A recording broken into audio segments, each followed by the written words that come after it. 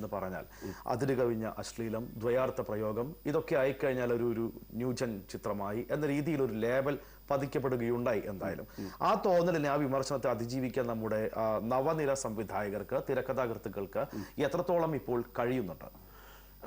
അശ്ലീലം അത് നമ്മൾ എപ്പോഴും സിനിമയ്ക്ക് എന്തെങ്കിലും കുഴപ്പമുണ്ടാകുമ്പോൾ സിനിമയിലെ പ്രവർത്തകരെ അല്ലെങ്കിൽ ആ സിനിമ ക്രിയേറ്റ് ചെയ്യുന്നവരെ നമ്മൾ മാത്രമാണ് നമ്മൾ പലപ്പോഴും നമ്മൾ കുറ്റം പറയാറുള്ളത്. പക്ഷെ ഇത് പ്രേക്ഷകരുടെയും ഒരു എന്താണ് പ്രേക്ഷകർക്ക് വേണ്ടത് എന്നുള്ളതാണ്, പ്രേക്ഷകർക്ക് കിട്ടുന്നത് അല്ലെങ്കിൽ പ്രേക്ഷകർ എന്താണ് ആഗ്രഹിക്കുന്നത് അതാണ് അവർക്ക് കിട്ടുന്നത് എന്നുള്ളതാണ് പലപ്പോഴും സത്യമായിട്ട് വരുന്നത്. കാരണം എന്തുകൊണ്ടാണ് അശ്ലീലം സിനിമകൾ വരുന്നത്? ഇപ്പോൾ അശ്ലീല പദങ്ങളോ അല്ലെങ്കിൽ അശ്ലീല രംഗങ്ങളോ ഈ പറഞ്ഞ ദ്വയാർത്ഥ പ്രയോഗങ്ങളോ വരുമ്പോൾ പ്രേക്ഷകർ കൈയടിക്കുകയും അതുപോലത്തെയുള്ള സിനിമകളെ പ്രോത്സാഹിപ്പിക്കുകയും ചെയ്യുമ്പോഴാണ്. ഇപ്പൊ ഫാമിലി, ഇവിടെ കുറച്ച് നാൾ മുമ്പ് വരെ നമ്മുടെ ഒരു ധാരണ ഉണ്ടായിരുന്നു, ഇതുപോലുള്ള അശ്ലീല സിനിമകൾ അല്ലെങ്കിൽ ദ്വയാർത്ഥ സിനിമകൾ, ഇതുപോലത്തെയുള്ള സിനിമകൾ വന്നാൽ ഫാമിലി പ്രേക്ഷകർ കയറില്ല എന്നുള്ളത്.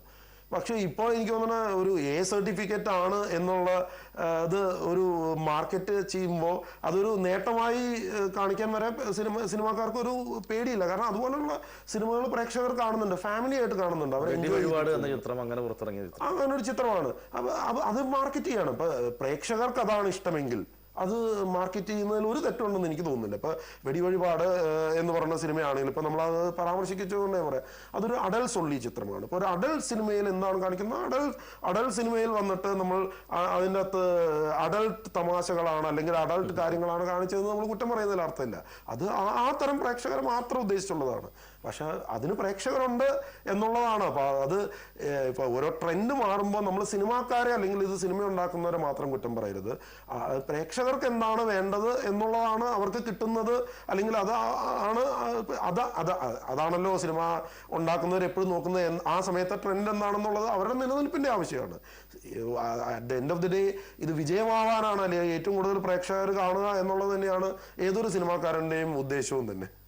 മലയാള സിനിമയിൽ ഒരു കാലത്ത് പ്രേക്ഷകരുടെ ഒരു കാലഘട്ടത്തിൻ്റെ അഭിരുചിയും ആസ്വാദനവും ഒക്കെ പരിശീലിപ്പിച്ചിരുന്ന, അവരുടെ രുചി നിർണയിച്ചിരുന്ന ഒരു വലിയ ഒരു കൂട്ടുകെട്ടുണ്ടായിരുന്നു. കമൽ, സിബി മലയിൽ, പ്രിയദർശൻ എന്ന് തുടങ്ങിയ ഒരു നിരയുണ്ടായിരുന്നു.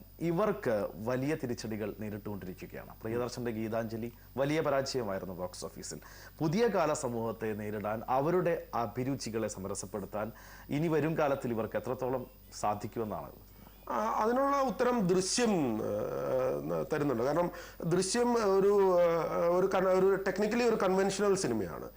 അതിൻ്റെ ഫസ്റ്റ് ഹാഫ് ഒരു 3 ആ സിനിമയ്ക്ക് അത് ആവശ്യമായിരുന്നു. അപ്പോൾ അതിൻ്റെ ഒരു ഫസ്റ്റ് ഹാഫ് ഒരു 3 ക്ലീഷേഡ് എന്ന് നമ്മൾ പറയാവുന്ന രീതിയിലുള്ള, കാരണം അതിൻ്റെ ഒരു ഉദ്വേഗം ഉണർത്തുന്ന അല്ലെങ്കിൽ ഒരു ത്രില്ലിംഗ് സെക്കൻഡ് ഹാഫാണ് ആ സിനിമയ്ക്കുള്ളത്. അപ്പോൾ അതിലേക്ക് നയിച്ചതാണ്. അപ്പോൾ അതുപോലെയുള്ള ആ സിനിമയ്ക്ക് ക്രിട്ടിക്സും അതുപോലെ പ്രേക്ഷകരും ഒരുപോലെ അതിന് തംസ് അപ്പ് കൊടുത്ത ഒരു സിനിമയാണ് ദൃശ്യം എന്ന് പറയുന്നത്.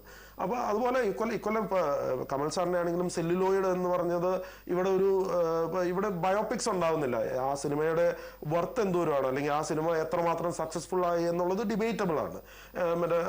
ആ സിനിമയുടെ ഒരു ഔട്ട്കം നമുക്ക് ഡിബേറ്റബിൾ ആണെന്ന് പറയാം. പക്ഷെ എങ്കിലും ന്യൂ ജനറേഷൻ മാത്രമല്ല ഇപ്പോൾ, അല്ലെങ്കിൽ അതുപോലെയുള്ള ഒരു ട്രെൻഡ്സ് മാത്രമല്ല, അതുപോലെയുള്ള ഒരു എന്താ പറയുക, ഒരു നിശ്ചയിക്കപ്പെട്ട അല്ലെങ്കിൽ ചില പേരുകൾക്ക് പ്രശ്നം ഉണ്ടാവുക എന്നുള്ളത് നാച്ചുറലാണ്. അത് ഓരോ കാലഘട്ടത്തിന്റെ ആവശ്യമാണ്. പക്ഷേ കൺവെൻഷണൽ സിനിമകൾ മാത്രം അല്ലെങ്കിൽ ന്യൂ ജനറേഷൻ സിനിമകൾ മാത്രം അല്ലെങ്കിൽ വലിയ എക്സ്പെരിമെന്റ്സോ അല്ലെങ്കിൽ ഈ സൂപ്പർ സ്റ്റാർഡത്തെ മാറ്റിയുള്ള ഒരു രീതിയോ ഒന്നുമല്ല ഇപ്പോഴത്തെ ഒരു ട്രെൻഡ്. എനിക്ക് തോന്നുന്നത് നല്ല സിനിമ എന്നുള്ളത് ഇപ്പൊ അതിന് ഈ പറഞ്ഞ പ്രതിഭകളെല്ലാവരും, ഇപ്പൊ കമൽ സാറായാലും സിബി സാറായാലും ഒക്കെ അവര് ഇവിടെ മലയാളത്തിലെ ഏറ്റവും മികച്ച ചിത്രങ്ങൾ എടുത്ത സംവിധായകരാണ്. അവർക്ക് ഇനിയും അവര് നല്ല സിനിമകൾക്ക് സ്കോപ്പുണ്ട്, അവർക്ക് കഴിവുണ്ട്.